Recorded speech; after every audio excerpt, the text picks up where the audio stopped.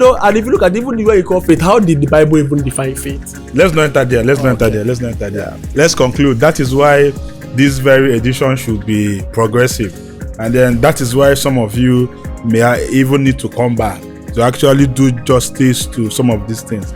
Obere ha na egbu ichafe. Oye bụ no mmadụ bi or relax ya. Maka na anya some of these things, just like you said, mgbe enwe lone voice, enwero something else that we actually ngwa ọbụna ọbụrụ n'otu a ngwa go to or whatever. Erika Power, let me give you a chance to ọbụna inwe recommendation or na inwe ike ịchọ ikwu dey very important before we conclude. Whatever. Somehow our line, our thoughts align. It's just that you want to lay a background and a foundation as ezigbo onye Igbo. Somehow you are not buying the way we are going about it this time around.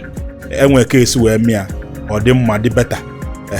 So let's stop saying we should. You say we should respond, not react.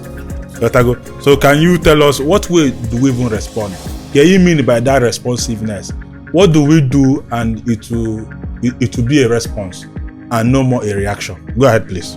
Okay, Dalo, kill it now. What are that now? Oblo na agbala anyị afa ife gabo the outcome of the civil war. Maybe a majority in that hall that they would not say aye to it. Otu akodo na obo na agbala anyị afa ife sit at home ka turn anyị into. Onwedike. Many people will not subscribe to it the way many people did. The same thing to no way case you were foresee if you need one them okay call safe now. Maybe nobody would have called anybody angel or had an opinion of mama or whatsoever. Manina yata. If no onye kilisia ife me na war, ona sound to this my brother's sound. Ndị lilu, ndị iseke, ndị mbose, etc. Today they are back thanks to His Excellency Governor Chukwuma. Almost back. Charles, so they are back. They are back. Are they? Yes. They are back now. You know?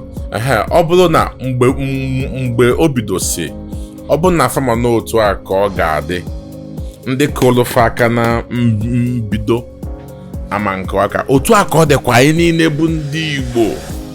Ọ bụ na ya ma n'otu aka Biafra ga-adị, o nwere ike ma anya champion